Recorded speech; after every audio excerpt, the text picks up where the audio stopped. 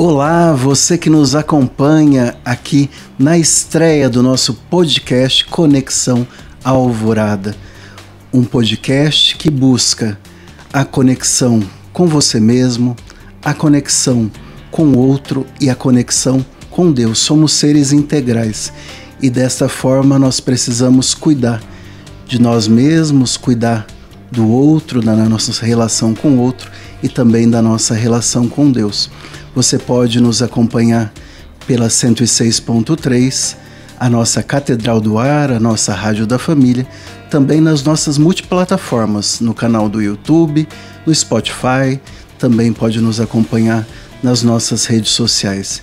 E hoje, para essa estreia, abrindo aí com chave de ouro a nossa estreia do nosso podcast, nós temos um convidado super especial, o nosso pastor, o nosso querido arcebispo da Arquidiocese de Londrina, para nós conhecermos hoje um pouco mais do que Dom Jeremias Steinmetz, mas sim Jeremias como pessoa que faz também a sua conexão consigo mesmo, a sua conexão com o outro e a sua conexão com Deus.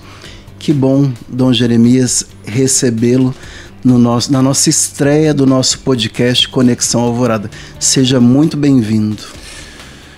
Bem, quero saudar a todos os que nos acompanham, especialmente a você, Padre Jefferson, né, e obrigado por esse convite para a gente poder conversar um pouquinho.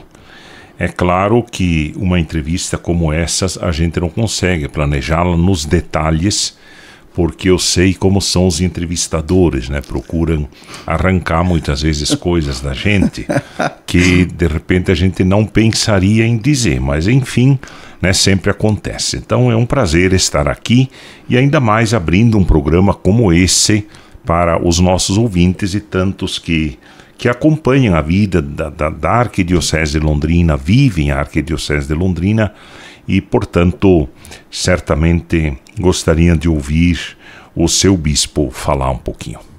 Que bom.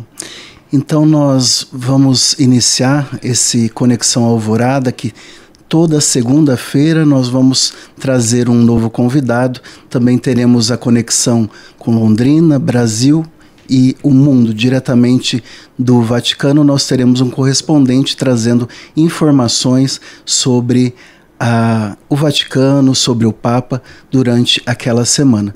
Então você já é nosso convidada a nos acompanhar toda segunda-feira para este Conexão Alvorada. Dom Jeremias, antes de falarmos sobre a sua caminhada propriamente como padre, como bispo, nós gostaríamos de conhecer um pouquinho do menino Jeremias, onde nasceu, sua família, enfim, toda a situação ali que o senhor iniciou a sua caminhada como pessoa.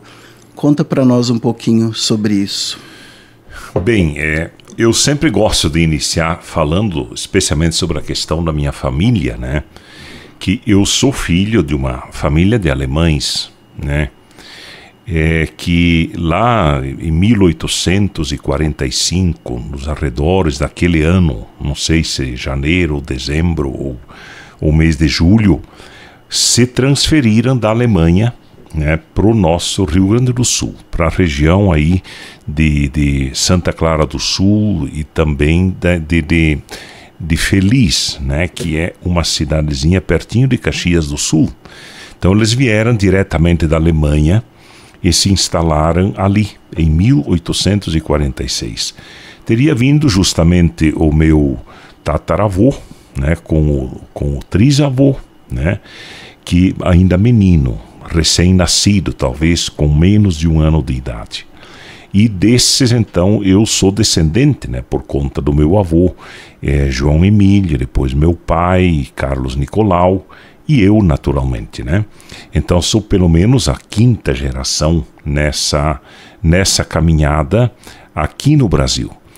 A minha família, portanto, ela migrou já no início do século XX para a região missioneira do Rio Grande do Sul, que é essa região aí, é o noroeste, é bem a divisa com a Argentina, a região de São Luís Gonzaga, Cerro Largo, Santa Rosa, e ali que a família Steinmetz se instalou, né?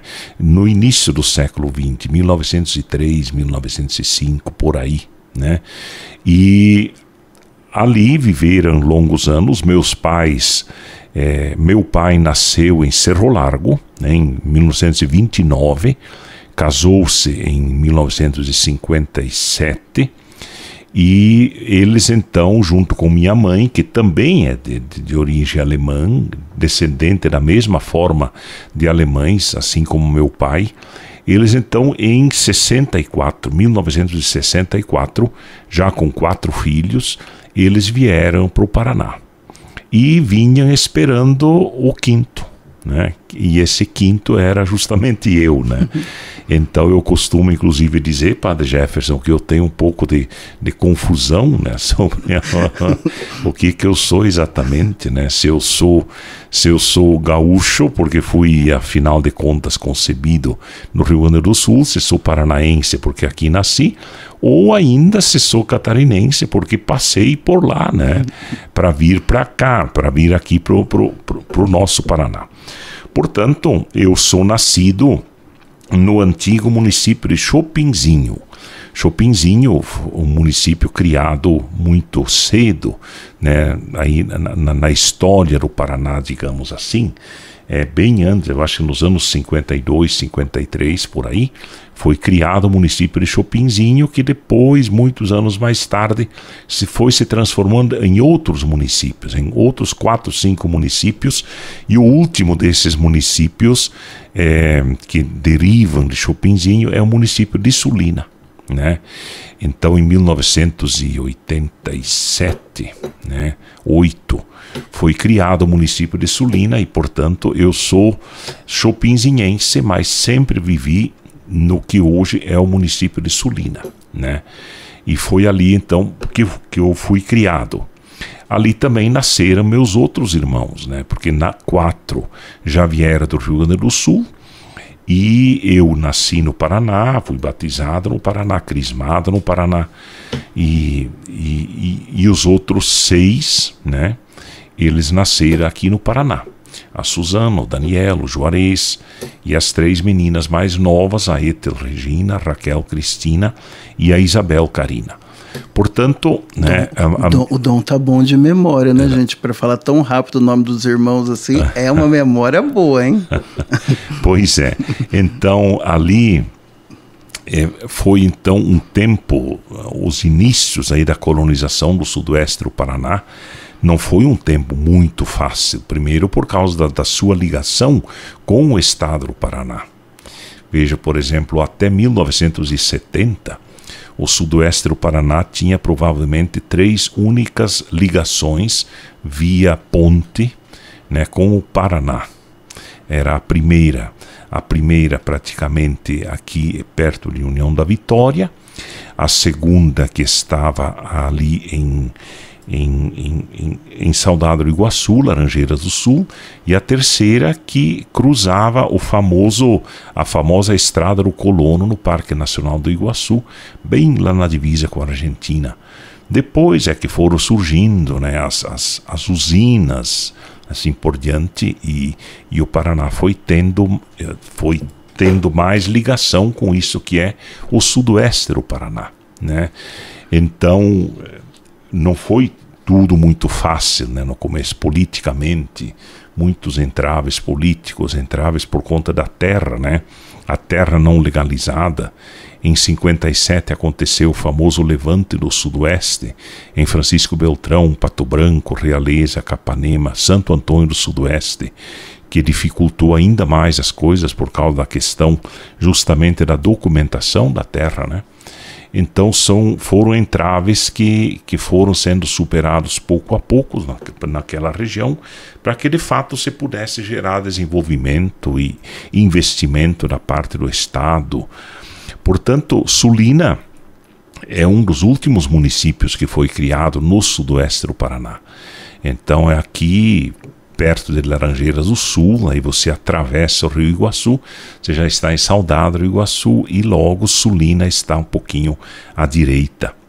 É um município não muito grande, hoje tem em torno de 4.000 habitantes, mas já teve mais no passado, e vive muito da pequena agricultura. Hoje muita produção de leite, produção de suíno, produção de gado, mas também tem produção de soja, milho, trigo, muita produção de frango, e assim por diante, nessas coisas de pequena agricultura, também de pequenas cidades. As maiores cidades do sudoeste hoje são Francisco Beltrão, Pato Branco, dois vizinhos, Palmas, Realeza está despontando bem, assim como também São Antônio do Sudoeste está despontando bem como cidade, mas é essa a realidade, afinal de contas, né, dessa primeira pergunta, poderíamos dizer. Dom Jeremias deu aí um panorama de onde ele nasceu, deu uma geral de como até hoje é o município de Sulina. Nós gostaríamos de saber então, Dom, numa família tão numerosa, né? Numa família com tantos irmãos, o pai e a mãe com certeza aí com muitas atribuições. Como criança, o que o senhor gostava de fazer com seus irmãos, com as suas irmãs? Como que era a rotina um pouco da família? Bom, a gente sempre teve a alegria de ter pai e mãe sempre muito presente na vida de família, né?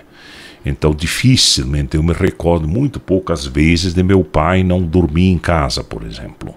A mamãe, então, muitas, raríssimas vezes, que eu me recordo, talvez 4, 5 vezes, quando ela estava, então, às vezes em estudo, em cursos, essas coisas, né?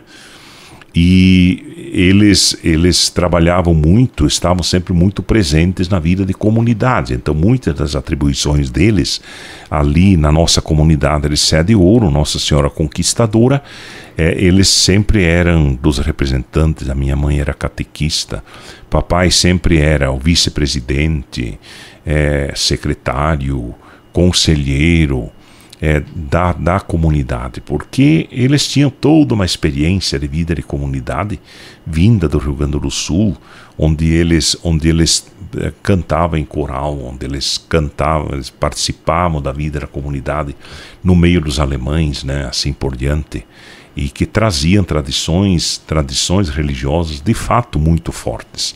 Bom, a gente se criou naquela comunidade ali, naquele tempo ainda de muito mato, inclusive.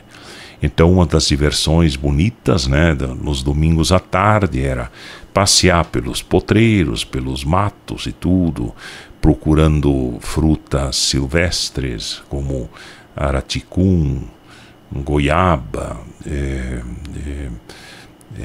cerejas, essa pitanga, essas coisas assim que eram sempre muito gostosas, né?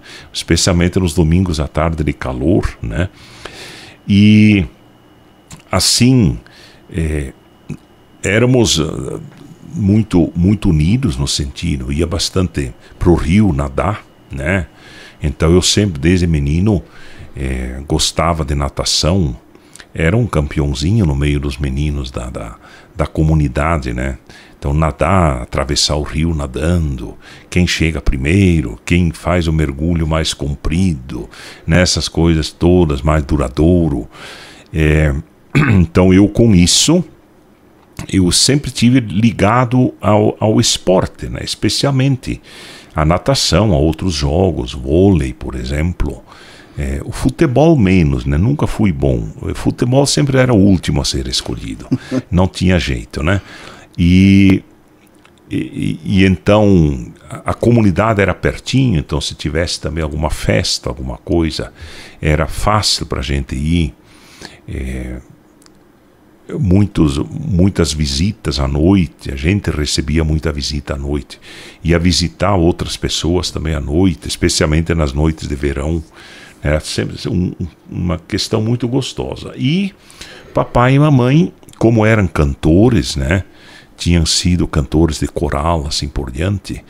Então a gente muitas vezes lá em casa vinham os tios, às vezes um outro vizinho. Então para eles formarem ali um coral de 4, às vezes 5 vozes muito bem distintas, né? Isso era muito normal, né? Especialmente em tempos de Natal, de Páscoa. Então a gente trabalhava, tinha muito isso também, a música muito presente. Hoje mesmo, logo que eu fui para o seminário, apesar de já cantar e tudo, mas foi no seminário que eu aprendi alguma coisa de violão, de teclado, até mesmo de acordeon, e especialmente desenvolvi mais a questão do canto, né, vamos dizer assim, da interpretação musical mesmo. Nos teatros, a gente falava de jornadas acadêmicas, né? Assim, então tinha que apresentar algum teatro, tinha que apresentar poesia, podia também cantar alguma coisa, então pegava uma peça bonita, interessante, né? Treinava bastante para não ter erro, para poder modular bem voz, essas coisas todas. Tudo isso era muito importante para a gente. Dom, todos nós temos características muito especiais, cada um com a sua personalidade, não é?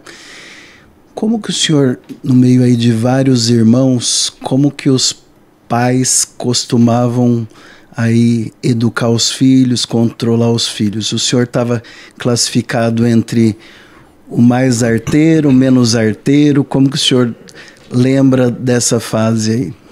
Olha, eu não era bem o mais arteiro, mas eu me virava bem nessa área, né? Vamos dizer assim. Era assim, na escola, né? Era bastante envolvido sempre, né? Era, para dizer essa palavra, sim, era bastante arteiro, porque conseguia fazer as coisas muito rápido, me sobrava muito tempo, né, para fazer arte, para pensar as coisas, isso e aquilo, aprontar para um, para outro, né, então, sim, eu assim, era bastante, vamos dizer assim, malandro, esperto, né, nesse sentido, de pegadinhas, de brinquedos, assim por diante. Brincava bastante, a gente tinha que fazer as nossas carretinhas, a gente tinha que fazer a bola de meia, né, uma coisa assim. Nunca me esqueço que a primeira bola, que era lá pelos anos 72, por aí, né, nós éramos uma turma de meninos na nossa vila, e ninguém tinha bola para jogar bola. E nós então fizemos uma vaquinha, né, para a gente comprar, e fizemos uma associação que era para comprar uma bola de capotão, se dizia naquele tempo, né, número 1, porque era a bola que utilizava na seleção brasileira e o Pelé jogava com ela, né? Então era assim, essa era a característica. E eu lembro bem, o Valdir Mioranza, por exemplo, que já partiu, ele era o presidente e era aquele que cuidava. Então ele só podia liberar, por exemplo, a bola para se tivesse mais da metade dos sócios desse clubinho que tivessem no campo para poder jogar, né? Então ele não tinha o direito de ele pegar a bola e jogar com os amigos dele em outro lugar. Ele não podia fazer isso, né? A bola tinha uma sociedade. Tinha uma sociedade, tinha um estatuto e tudo. E eu lembro que cada um de nós pagou 2 cruzeiros. E aí o pai de um amigo comprou essa bola em Pato Branco e levou a bola, e nós fizemos uma grande festa, né, com a primeira partida de futebol. Gente, que maravilha que era aquilo, né? Quanta coisa bonita, né, que a gente viveu ao redor dessa associação, né, dos meninos, né, para poder jogar futebol. Que bom, estamos então hoje tendo a graça de entrevistar Dom Jeremias, o nosso arcebispo da Arquidiocese de Londrina. E Dom Jeremias falou agora há pouco sobre uma tradição bonita da sua família, que é a tradição da música, né? Os pais cantores. Dom, além da música, tem alguma outra tradição que a família trouxe aí da Alemanha, do Rio Grande do Sul, que vocês continuaram levando em frente, além da música? Cada família tem traços na culinária, tem traços diversos, né? Sim. O que o senhor acha que trouxe essa tradição, continua e continua até hoje na família? Bom, uma das tradições sempre é a tradição da culinária, né? Então eu lembro sempre, a minha mãe fazia, por exemplo, o famoso, isso que vocês aqui, o pessoal fala, né, o famoso chucrutes, né? Então a mamãe fazia com... aquilo ficava tão saboroso, tão gostoso. Então essa é uma tradição que veio diretamente da Alemanha. O churrasco, por exemplo, já não veio da Alemanha. O churrasco é gaúcho. Porém, essas duas coisas se misturaram muito aqui no Paraná. A cuca, né? A cuca, que o pessoal diz pão doce, mas ele é um pão recheado, né?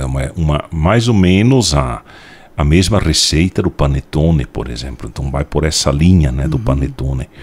Então, lá no sudoeste mesmo, as festas, quem faz o churrasco, quem faz a salada e quem faz a cuca, né? É essa a grande pergunta, né? Então, assim... Já distribui as funções bem rapidinho. E, então, na questão da culinária também do Rio Grande do Sul veio muito o chimarrão, né?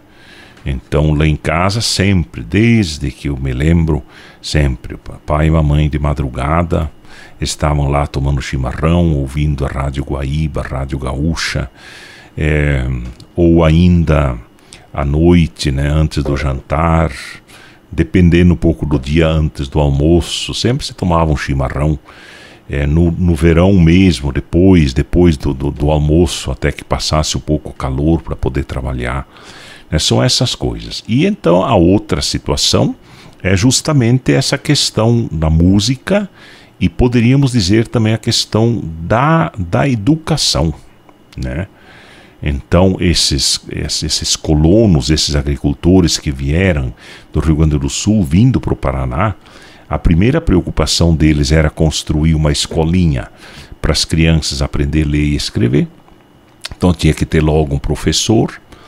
E a segunda coisa era construir uma igreja para poder rezar o terço, poder ensaiar os cantos que eles precisavam e logo providenciar para alguém vir rezar a missa, né? Eu lembro, o papai contava do dia que ele mesmo escreveu, tendo vindo do Rio Grande do Sul poucos meses mais tarde, talvez uns 2 meses, ele mesmo escreveu para o padre, que ali nessa comunidade já tinha tantas famílias, todas católicas, e que seu padre não poderia vir rezar a missa, né? Isso lá em 64, né? Terminando praticamente o concílio. Então, eu acho que já no outro dia veio a resposta do padre marcando a data e então eles já foram ensaiar o coral, uma coisa assim, né? Para poder cantar a missa, cantar o Te Deum, cantar muita coisa, a maioria das coisas em alemão, uma outra coisinha em português, mas eles não sabiam ainda, né? E assim foram essas tradições que foram entrando na vida da nossa comunidade, né? Inclusive trouxeram do Rio Grande do Sul o nome da nossa padroeira. É uma história um pouquinho à parte, né, da ligação com a igreja, do que é a igreja, né, para esse pessoal.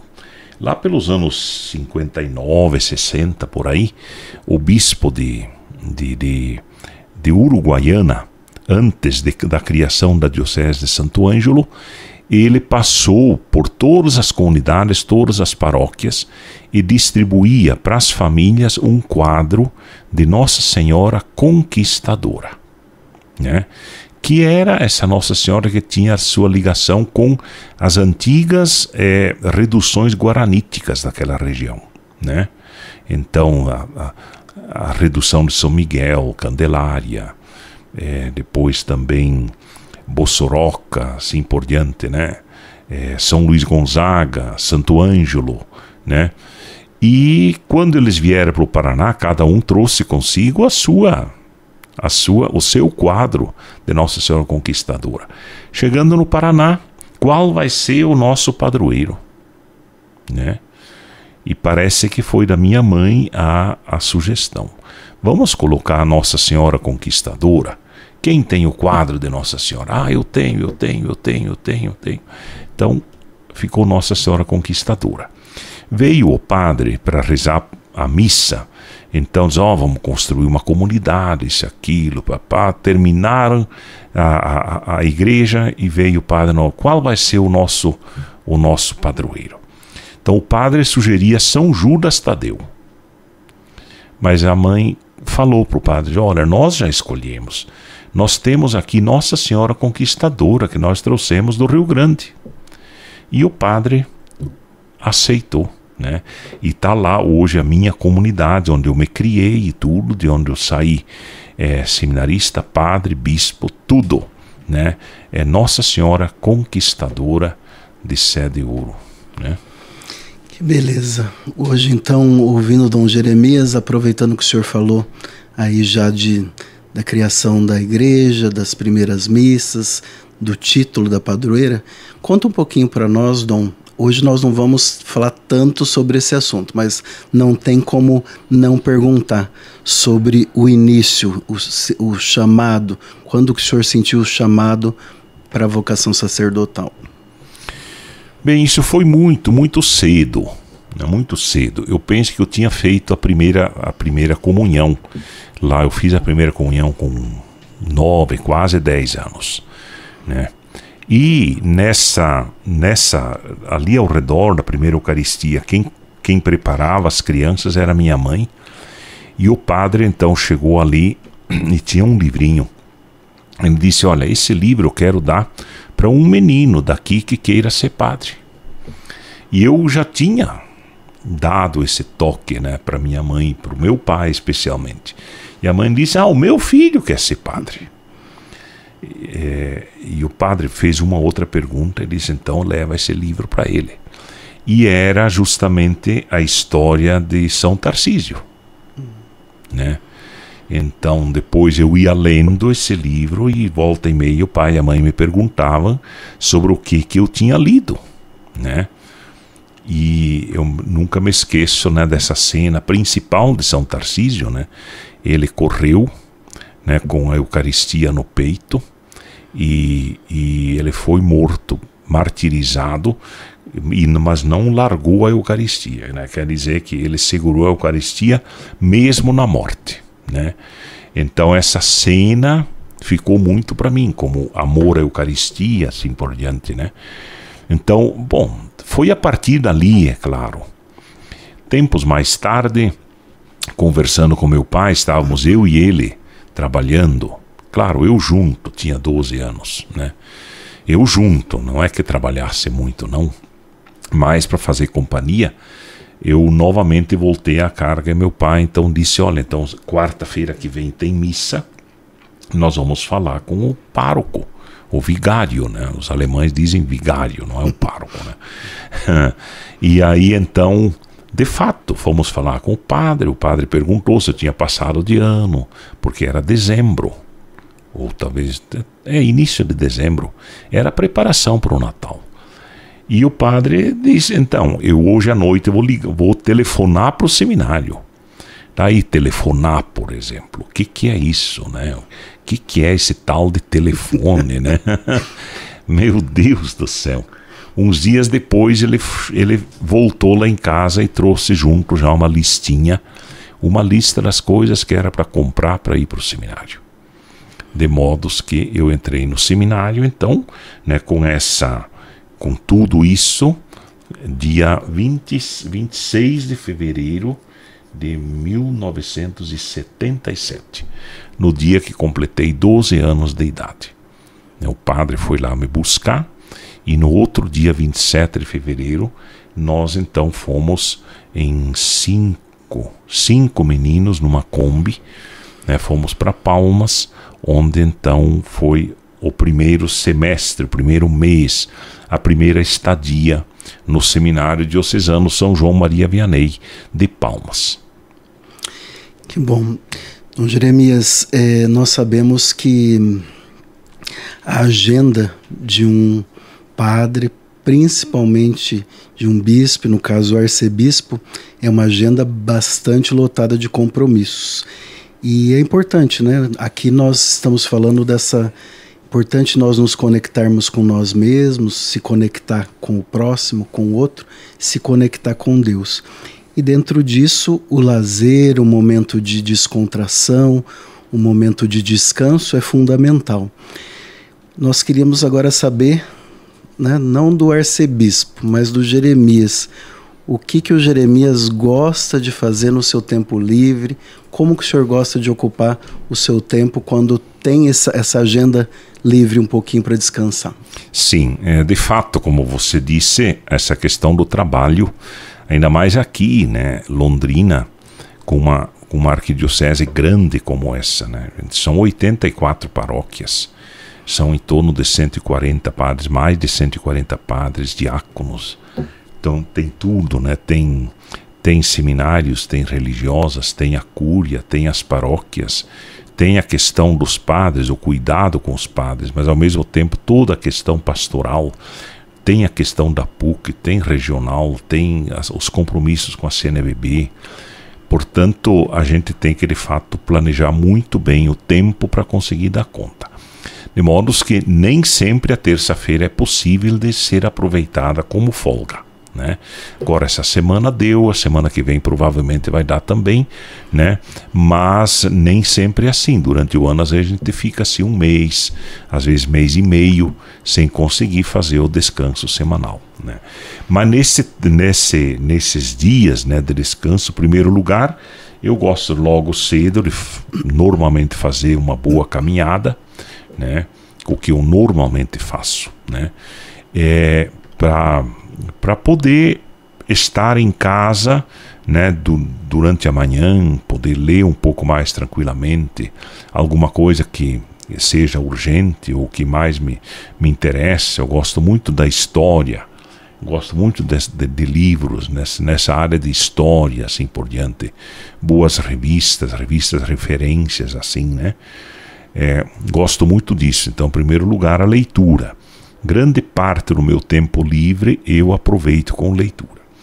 Bom, tem também, né, muito a questão aí de quando ainda tinha a mamãe, então tinha que ir visitá-la também, né? Então às vezes tinha que fazer 2 ou 3 dias, né, para num dia ir lá, porque são 400 e tantos quilômetros, um dia para permanecer com ela e no outro para voltar, né? Então tinha isso.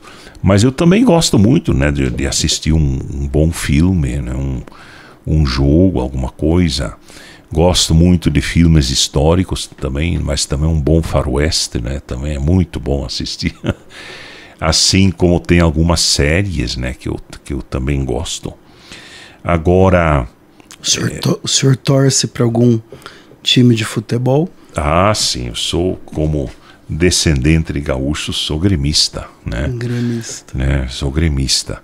Na minha família, a moçada, né, os sobrinhos, a maioria são ou são gremistas ou são colorados, né?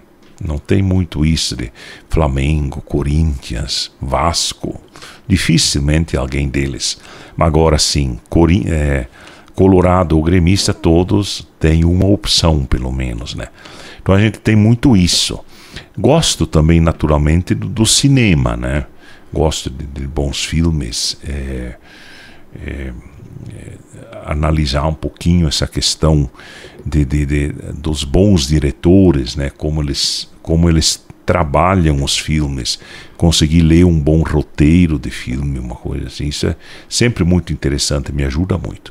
Além, naturalmente, né, de nas terças-feiras, quando é possível, poder almoçar, né, com os padres com mais tranquilidade, poder estar juntos, conversar, não ficar conversando coisas do trabalho nosso, que é o trabalho da igreja, vamos dizer assim, mas jogar a conversa fora. Mas também gosto, né, especialmente nos tempos de férias, entre nós alemães, né, tem alguns esportes muito, por exemplo, jogos de carta, por exemplo, canastra, por exemplo. Nossa, lá é muito comum nas férias, lá em casa, à tarde especialmente, se reúne lá algumas pessoas para jogar carta. E aí é um jogo muito que todo mundo pode jogar, né? E que rola também muita conversa, muita descontração, assim por diante, né? Então é isso. E o senhor gosta de cozinhar? Tem essa facilidade ou o senhor prefere comer só? Não sou um grande cozinheiro, não. Me viro, né? Tem alguma coisa assim, por exemplo, hoje a minha estrutura de vida tem a nossa cozinheira que nos ajuda, que faz o café, o almoço, mas o jantar a gente tem que se virar, né? Então à noite tem que ou eu faço alguma coisa, ou tem que às vezes esquentar o almoço, fazer um bifinho, alguma coisa assim, né? Para poder jantar. Então isso para mim é muito tranquilo. Não tenho problema com isso, não até mesmo para se controlar um pouquinho, né? À noite tem que sempre cuidar um pouco do jantar, tem que evitar carboidrato, evitar muita massa, essas coisas assim, né? Tem que sempre ser algo leve. E isso eu faço. Que bom. Vamos agora dar uma pausa nesse bate-papo tão enriquecedor, nessa nossa proposta do podcast Conexão Alvorada, onde nos conectamos conosco mesmo, com o outro e com Deus, para também nos conectar com o Brasil e com o mundo. Vamos ouvir agora, diretamente de Roma, as notícias do Vaticano. Morre o Papa Francisco. O anúncio foi dado nesta manhã diretamente da capela da Casa Santa Marta, no Vaticano, por Sua Eminência o Cardeal Farrell, com as seguintes palavras: Queridos irmãos e irmãs, com profunda tristeza, devo anunciar a morte de nosso Santo Padre Francisco. Às 7h35 desta manhã, o Bispo de Roma, Francisco, retornou à casa do Pai. Toda a sua vida foi dedicada ao serviço do Senhor e de sua Igreja. Ele nos ensinou a viver os valores do Evangelho com fidelidade, coragem e amor universal, especialmente em favor dos mais pobres e marginalizados. Com imensa gratidão por seu exemplo como verdadeiro discípulo do Senhor Jesus, recomendamos a alma do Papa Francisco ao infinito amor misericordioso do Deus Trino. Ontem, domingo, o pontífice apareceu na sacada da Basílica de São Pedro para a mensagem de Páscoa Urbi et Orbi, deixando sua última mensagem para a Igreja e o mundo. Seguimos com mais informações ao longo do dia. Papa Francisco foi o primeiro em muitas coisas. Primeiro Papa jesuíta, primeiro Papa originário da América Latina, primeiro a escolher o nome Francisco sem um numeral. Primeiro a ser eleito com seu antecessor ainda vivo. Primeiro a residir fora do Palácio Apostólico. Primeiro a visitar terras nunca antes tocadas por um pontífice, do Iraque à Córcega. Primeiro a assinar uma declaração de fraternidade com uma das autoridades islâmicas mais importantes. Também foi o primeiro Papa a se equipar com um conselho de cardeais para governar a Igreja, a atribuir funções de responsabilidade a mulheres e leigos na Cúria, a lançar um sínodo que envolvia diretamente o povo de Deus, a abolir o segredo pontifício para casos de abuso sexual e a remover a pena de morte do catecismo. Primeiro também a liderar a Igreja enquanto no mundo não há a guerra, mas muitas guerras, pequenas e grandes, travadas em pedaços nos diferentes continentes. Uma guerra que é sempre uma derrota, como repetiu nos mais de 300 apelos, mesmo quando sua voz falhava, e que ocuparam todos os últimos pronunciamentos públicos desde o início da violência na Ucrânia e no Oriente Médio. Mas Francisco, nascido Jorge Mário Bergoglio, provavelmente não gostaria que o conceito de primeiro fosse associado ao seu pontificado, projetado nesses 12 anos, não para atingir metas ou conquistar primados, mas para iniciar processos em andamento, processos concluídos ou distantes, processos que provavelmente são irreversíveis, até mesmo para quem o sucederá no trono de Pedro. Ações que geram novos dinamismos na sociedade e na igreja, como está escrito na roadmap do pontificado Evangelium Gaudium, sempre no horizonte do encontro, da troca, da colegialidade. Logo após o anúncio da morte do Papa Francisco, às 7h35 da manhã desta segunda-feira, hora local, dia em que a Igreja celebra a Segunda-feira do Anjo, as mensagens de condolências de um mundo inteiro começaram a chegar ao Vaticano. Uma das primeiras foi a da presidente da Comissão Europeia, Ursula von der Leyen, que escreveu através da rede social X. Hoje, o mundo chora o falecimento de Papa Francisco. Inspirou milhões de pessoas, muito além da Igreja Católica, com a sua humildade e o seu puro amor pelos menos afortunados. Dos estúdios da Rádio Vaticano, em Roma, Silvonei José. Dom, agora vamos falar mais um pouquinho da sua vocação, missão como arcebispo, né? A caminhada sacerdotal e como arcebispo é sempre muito desafiante. O senhor pode elencar, assim, primeiro como padre, qual foi a sua missão mais desafiadora e depois como arcebispo? Como bispo primeiro, né, e depois arcebispo? Olha, poderíamos dizer assim que como padre, o meu serviço mais desafiador foi o trabalho de seminário. Eu fui reitor do Seminário de Filosofia em Francisco Beltrão, que aliás fui eu que comecei, inclusive construímos lá um pouquinho, né? O seminário que está lá, hoje não mais como seminário, mas é aproveitado, muito bem aproveitado pela diocese de lá. Ali foi muito desafiador. Eu tinha, naquela época, chegou a ter 47 meninos na filosofia. Nos 3, quando completamos o 3º ano do primeiro grupo, nós tínhamos 47 filósofos ali, né? E sabe como é que é essa rapaziada de 19, 20, 21 anos, para a gente poder de fato atender, fazer um bom trabalho, né? Então o desafio, eu sempre, e é o que eu falo com os nossos formadores também, a necessidade de conversas muito particulares, sempre com os estudantes, assim por diante. E isso eu fazia com todos os meses, né? Se eles não viessem de maneira espontânea, eu chamava, é a vez da tua conversa mensal aqui, né? Vem aqui, vamos conversar um pouco. Então, como padre, esse foi provavelmente o desafio mais intenso. Depois dele veio outro desafio também muito intenso, que foi a questão da coordenação da ação evangelizadora. Um trabalho que, junto com Dom Peruso, já era o nosso bispo, ele me convidou para ser o coordenador da ação evangelizadora, que eu trabalhei por 4 anos ali. Então ali sim, ali era muito trabalhoso também, porque foi uma época de missões populares, foi uma época de muita criatividade pastoral, de formação de lideranças, de formação de catequistas, de até mesmo trabalho dos jovens bastante intenso, né, com aqueles que eram os responsáveis.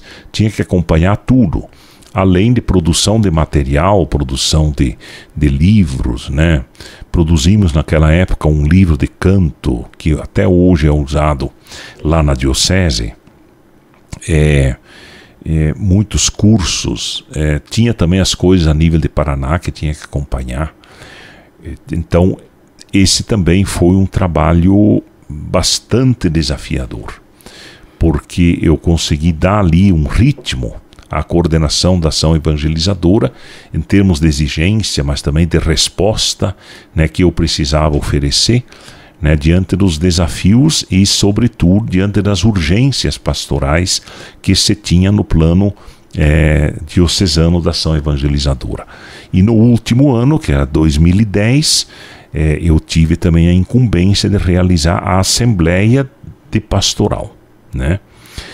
De modos que em novembro nós terminamos a Assembleia, eu ainda fiz todo o prospecto, né, daquilo que era para o plano de pastoral, e no finalzinho, já pertinho do Natal, eu então fui comunicado da nomeação episcopal, em 2010.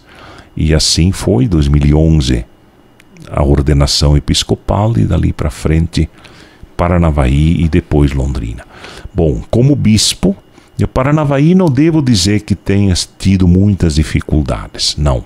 Foi a dificuldade do aprendizado, né?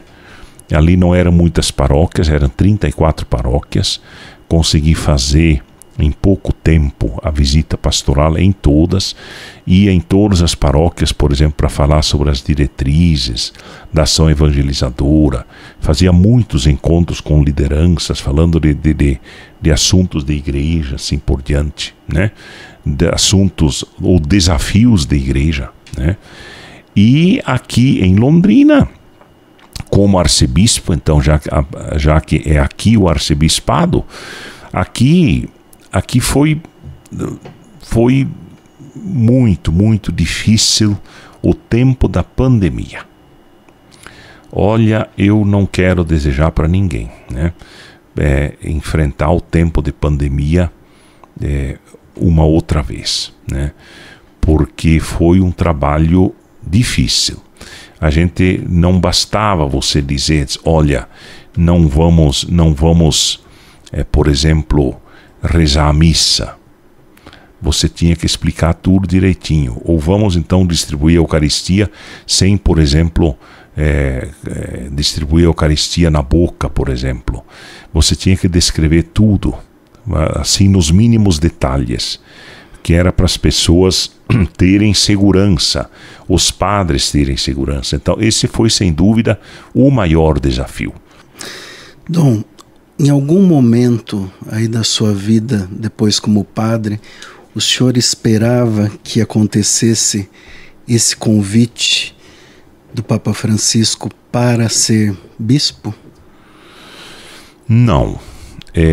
Eu comecei a me preocupar com isso, com essa possibilidade, quando um dia um colega meu, que inclusive trabalhou aqui em Londrina, né? Eu o encontrei aqui em Londrina ainda, ele disse, mas ele trabalhava numa das paróquias lá em Palmas, né? Ele disse, olha, Padre Jeremias, eu respondi uma carta da nunciatura sobre você. Tá, mas sobre o quê? Não, perguntava, tu pode ser bispo? Tu respondeu que não, claro, né? Aí ele ficou quieto, não disse mais nada, né? Ai, mas olha, mas esse fulano, pô, o cara é meu amigo, desse tipo, me falar desse. Aí eu comecei a tentar perceber. Dali um tempo, algumas perguntas que alguém me fez, assim, tudo já me fez ligar de novo. Olha aí, ó o que pedem, né? E é claro que eu então fui comunicado, praticamente fui chamado para Brasília, né? E em que me foi comunicado que já tinha sido nomeado bispo de Paranavaí. Mas não, essa não é uma preocupação para a gente, Padre Jefferson. A gente não fica bispo, aliás, não fica padre querendo ser bispo. Bem difícil isso. Acontece, né?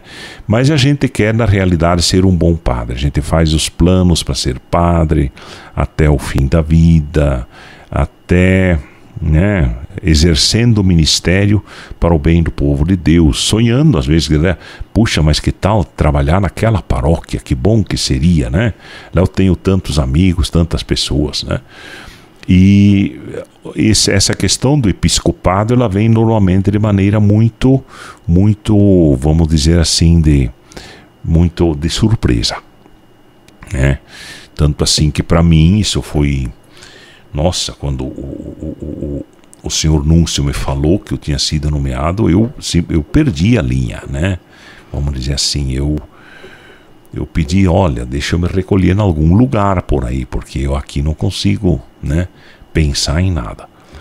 Mas era uma sala muito simples, um sofazinho muito simples, né? E ele simplesmente puxou a carta e leu na minha frente. Eu quase fui pro chão, né? Porque mas afinal de contas, né? Depois, é claro, consegui parar um pouquinho E disse sim ali mesmo. Pronto, né? Só depois precisei responder ainda numa carta, né? Já para o arcebispado foi diferente, né? Era uma segunda-feira, e eu estava me preparando para tarde vir para Londrina, aliás, para Maringá, onde eu iria iniciar a pregação do retiro do clero de Londrina. Dom Orlando tinha me convidado e tudo. Você pode assim, pregar o retiro para os meninos, isso, aquilo. Dom Orlando, o senhor acha que dá? Não, claro que eu sei. Que você consegue, isso, aquilo. Mas então tá bom, eu faço. Então eu fiquei sabendo o núncio apostólico telefonou, me comunicando que eu tinha sido nomeado arcebispo de Londrina. E à tarde, noite, eu já estava pregando o retiro para os padres de Londrina e tinha que ficar calado, não podia falar para ninguém, né? Mas a conversa corria entre os padres, né? Eles me jogavam muita coisa assim, tudo, né? Um ou outro. Enfim, talvez alguém estivesse sabendo, não sei, né? Sim. Mas foi assim. Então eu disse sim, e eu não fiz muita pergunta. E como arcebispo aqui, então toda essa questão que eu já acabei de falar, mas isso tudo certamente são vamos dizer assim, os problemas de percurso, né, que vão acontecendo, a gente sempre vai ter. Sim. Mas não vamos falar só dos problemas, vamos falar então de uma coisa que, como arcebispo, o que alegra o coração do senhor como pastor, como nesse ministério episcopal? O que mais alegra o senhor? Bom, uma coisa que me ajuda muito, né, e eu tenho conseguido fazer, são as visitas pastorais, esse contato direto com o povo, né? Então, claro, as celebrações são importantes, mas celebração é celebração, né? Você está lá com todas as vamos dizer de túnica, de casula, com mitra, às vezes com báculo, isso chama muito a atenção das pessoas, né? Então ali você ainda não consegue ter uma noção mesmo de como as pessoas se aproximam de você. Agora, as visitas pastorais, elas são muito interessantes, né? Ainda mais o estilo que a gente está trabalhando aqui, que é justamente reunir as lideranças, as comunidades, falar um pouquinho e deixar, por exemplo, que as pessoas perguntem. E perguntam coisas de todas as situações, coisas da vida da gente, mas ao mesmo tempo perguntam coisas sobre o Papa, sobre a vida da igreja, sobre questões de igreja, questões morais, questões litúrgicas, questões pastorais, mas ao mesmo tempo perguntam sobre as grandes opções da igreja, por exemplo, campanha da fraternidade, ou até mesmo as grandes questões da CNBB hoje, ou opções que o Papa vai fazendo também. Por exemplo, a questão do sínodo rendeu muitas perguntas, né, das pessoas. Agora, você conseguir falar de maneira transparente, né, certamente isso ajuda muito. Então essas são alegrias. E é claro que para o bispo, normalmente numa diocese, não falta nada, né? Falta nada. A gente tem que trabalhar pela questão da unidade, trabalhando sempre pela questão da unidade, para que as pessoas se mantenham juntas, unidas, caminhando juntas, todos respondendo alguns objetivos importantes do ser igreja, e também cada um deles se realizando um pouco nos seus sonhos, né? Por exemplo, todos os padres, hoje eu consigo mais ou menos ter presente o que ele deseja com o seu trabalho, quais são os seus sonhos, o que ele mais admira, o que ele mais precisa no trabalho. Por isso entra muito a questão do estudo, da liberação para estudos, para cursos, assim por diante, porque ali normalmente se mostra também o que o padre ainda está esperando, que ele não se vê morto, né, para a vida, para o crescimento, mas ele está trabalhando, mas ele quer crescer, ele quer dar uma resposta ainda mais profunda para a igreja. Isso causa muita alegria na vida do bispo. Que bom. Então estamos hoje tendo esse encontro tão importante com Dom Jeremias, conhecendo um pouco do seu lado pessoal. E em um desses encontros que Dom Jeremias falou que nós temos às terças-feiras, que se reúnem alguns padres, eu estava com alguns padres e Dom Jeremias também estava presente lá na minha casa, e ele contou para esse grupo que como ele já disse, né, ele costumava passar férias com a sua saudosa mãezinha, a dona Ana Maria.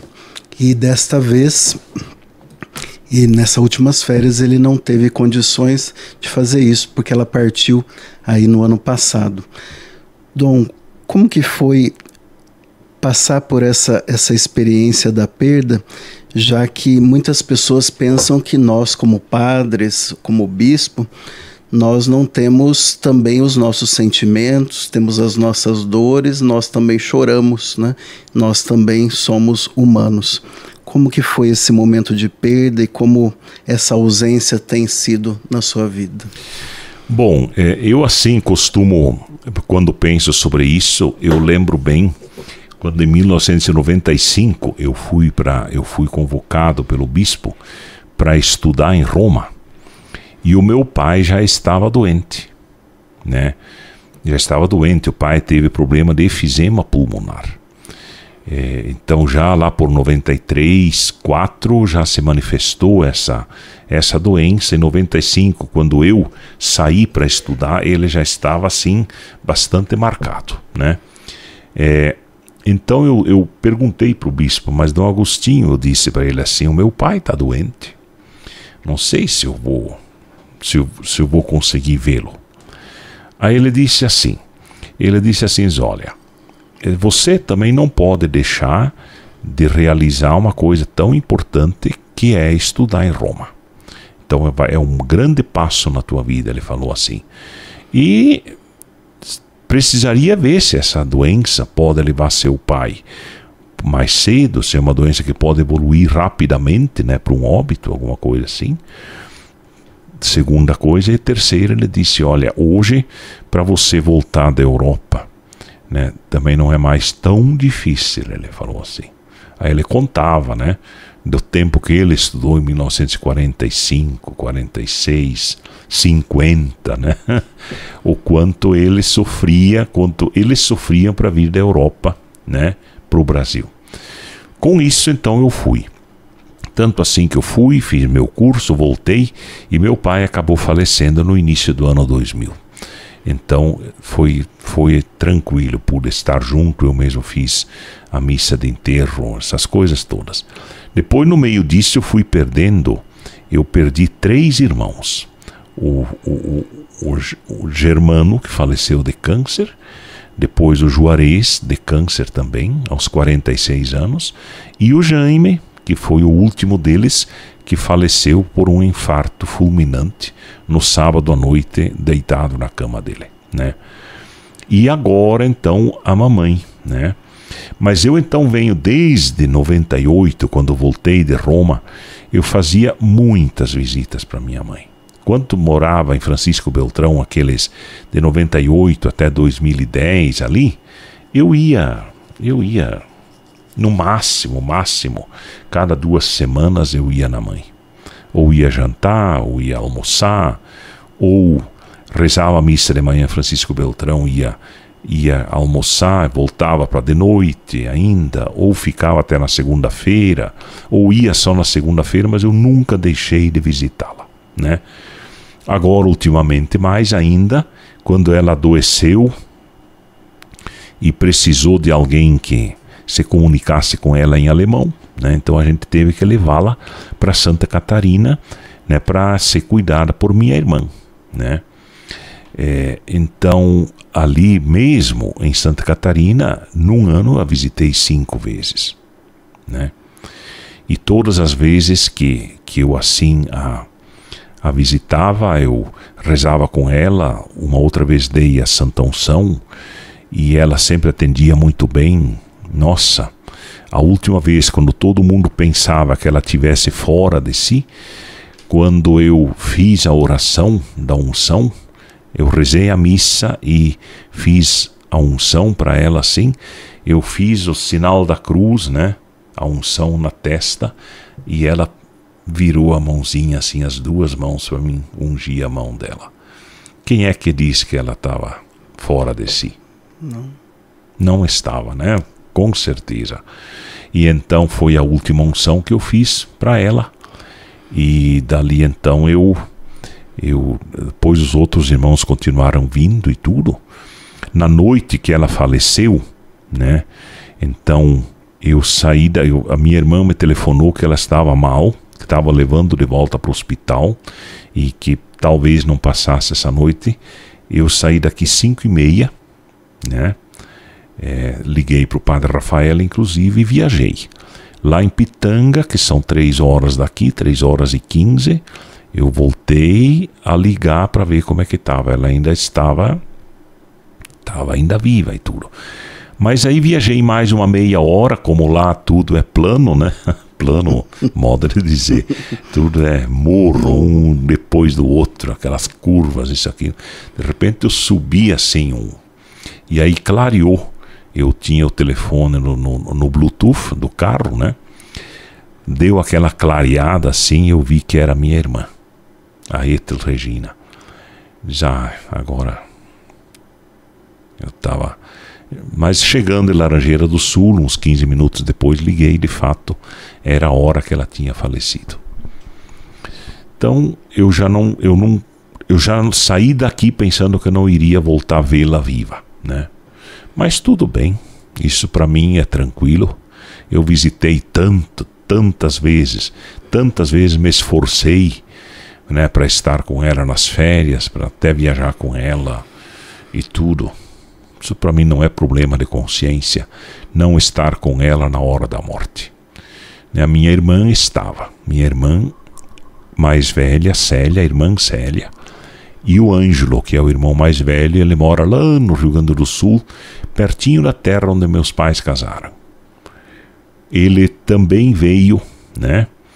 E quando ele chegou, a cumprimentou, a enfermeira começou a perceber que ela começou a cair a respiração e a enfermeira disse, agora ela vai. Ela estava esperando esse senhor que era meu irmão, né? Aí começaram a cantar, pensa bem, num hospital regional de São Miguel do Oeste, Santa Catarina. Gente de todo aquele oeste, aquela italianada, lemoada que tem ali tudo. Começaram a cantar músicas em alemão, depois cantavam em português, cantaram a Nossa Senhora, né? Naqueles 7, 8 minutos ali, e a minha mãe partindo. E pronto, né? Como estava tudo preparado, eu tinha deixado tudo preparado, túmulo, funerária, todas essas coisas. Um telefonema, comunicado ao pessoal da funerária, eles já vieram, pegaram o corpo. Ela faleceu 10h15 da noite em São Miguel do Oeste, e foi logo em seguida pega pelo pessoal da funerária, prepararam o corpo, viajaram 3h30 e 7h30 da manhã ela estava na Sé de Ouro, sendo já velada. Pois é, Dom Jeremias, fica a saudade, mas não fica a tristeza, porque houve uma convivência bonita, né? Sim. Durante uma vida. Eu considero assim, para mim foi agora as férias foi já um pouquinho mais, né? Mas por sorte os meus queridos irmãos bispos, eles agora daqui para frente a gente vai fazer isso quase todo ano, aí se der certo. Mas a gente se encontra 5, 6, 7 dias. Tem uma casa muito boa em Guarapuava, tem uma piscina interna, nossa, que delícia, uma churrasqueira boa, né? A gente convivendo ali, batendo papo, dia todo. À tarde ia para a piscina, jogava carta, jogava sinuca, cantava, e pronto. Pescaram também ou não? Pescasse. O Dom Bruno de Ponta Grossa era o pescador, né? Então ele era responsável por pegar a tilápia, fazer filé. Aí o padre Valdecir era o que fritava, né? E pronto. O jantar, daí todos tinham que ajudar. Eu era um dos que limpava a cozinha, né? Lavar a louça, limpar a cozinha, limpar o chão, deixar tudo bonitinho, né? Porque a divisão de tarefas entre os bispos né? Entre os bispos foi uma maravilha. Que bom. Dom, nós estamos partindo já pro final. Uma pergunta que talvez o pessoal queira fazer e não faz. O senhor chegou a namorar antes de entrar no seminário? Teve algum relacionamento ou não? Não. Seminário eu entrei com 12 anos, né? Tinha aquelas coleguinhas de escola, né? Que a gente estava sempre junto e tudo. Mas nunca chegou a configurar um namoro. Pelo menos formalmente, assim, nunca se configurou um namoro. Não, e depois que entrei no seminário, eu sempre tinha muita consciência de que eu estava no seminário. Que eu estava me educando para ser padre. E foi assim, né? Que bom. Hoje nós tivemos a oportunidade de conhecer um pouquinho o lado pessoal, o lado aí não só do arcebispo, mas aquele que faz a conexão, de que maneira que faz a conexão consigo mesmo, a sua conexão com o outro, a sua conexão com Deus. E como última mensagem, Dom Jeremias, nesse ano que nós estamos vivendo, o ano da graça do Senhor, o ano jubilar, como peregrinos de esperança, eu gostaria que o senhor deixasse um pouco uma mensagem, né, para os nossos telespectadores, para os nossos ouvintes, como é importante fazer essa conexão consigo mesmo, com o próximo, com Deus, ter esses momentos de descanso, essa conexão tão importante, esse equilíbrio entre tudo na vida. Sim, tudo tem que ser muito equilibrado, né? Aliás, inclusive a questão da oração. Para mim, a concepção de oração não é apenas um momento. É claro que eu rezo as laudes, as vésperas, a Santa Missa, assim por diante, o terço, a devoção mariana, tudo isso para mim é importante. E eu faço isso no dia a dia, entendeu? Agora mesmo, normalmente de manhã eu faço uma caminhada, depois de um banho, a oração, o café. Tenho sempre esse desejo de estar caminhando, vamos dizer assim, no Senhor, né? Não trago no coração o desejo da maldade, vamos dizer assim. Isso não deixo acontecer, né? Procuro, especialmente nessa questão da espiritualidade, procuro me confessar. Eu acho que a confissão, tenho certeza que a confissão sempre é um momento de reflexão, de a gente saber exatamente por onde você tem que caminhar, né? E a oração como um todo. O trabalho bem feito é a oração. Não que seja assim, que tenha que ser assim, sem aquele momento de oração que a gente precisa ter. Eu tenho os momentos de oração e tenho consciência de que o trabalho feito com amor, com alegria, especialmente o trabalho ao Evangelho, à igreja, o serviço às pessoas que precisam, que eu tenho que atender, que eu tenho que orientar, que eu tenho que, às vezes, até chamar atenção, assim por diante, né? Tudo isso feito no espírito de oração. Isso para mim é a espiritualidade, né? Assim, agora claro que a questão mística é um pouco diferente, né? Mas momentos de reflexão, bons retiros, boas leituras, tudo isso completa, digamos assim, a espiritualidade do padre, do seminarista, do padre e do bispo também, porque é assim que eu continuo, né? Eu tenho meus momentos de oração. Hoje tem o Padre Alexandre, que muitas vezes está comigo, né? Mas também, se eu tenho que rezar sozinho, eu rezo, não há problema, porque eu sei que a espiritualidade, ela é a gente ir se convencendo, poder ir refletindo cada vez melhor sobre a história da salvação que vai acontecendo com a gente, né? Então, todas as perguntas que você fez aqui, eu tenho certeza que que, assim, são momentos históricos que vão acontecendo, mas que no fim das contas o objetivo é justamente a nossa salvação, a nossa caminhada, o nosso estar em Deus. Aliás, estamos aí no tempo do jubileu, né? Esse jubileu muito importante que, aliás, tem sido tão bem aceito pelo povo de Londrina, né? E pela igreja como um todo, pelo que a gente está assistindo, vendo e tudo, e eu costumo dizer, né, que nós temos que refazer a nossa própria história da salvação. A gente não pode cair fora desse caminho, entendeu?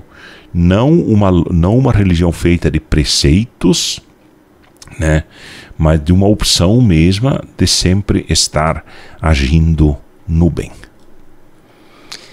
Que bom, hoje tivemos a alegria de receber para a estreia do nosso podcast Conexão Alvorada. Agradeço demais a presença de Dom Jeremias conosco e espero você no próximo podcast Conexão Alvorada, nas nossas multiplataformas e também na 106.3. Muito obrigado. Pedi agora para Dom Jeremias dar essa bênção, já que esse foi o nosso primeiro episódio do Conexão Alvorada, abençoar esse podcast para as próximas pessoas que virem aqui, ajudar as pessoas a fazerem essa conexão consigo mesmo, com o outro e com o próximo, e também abençoar todos os nossos telespectadores.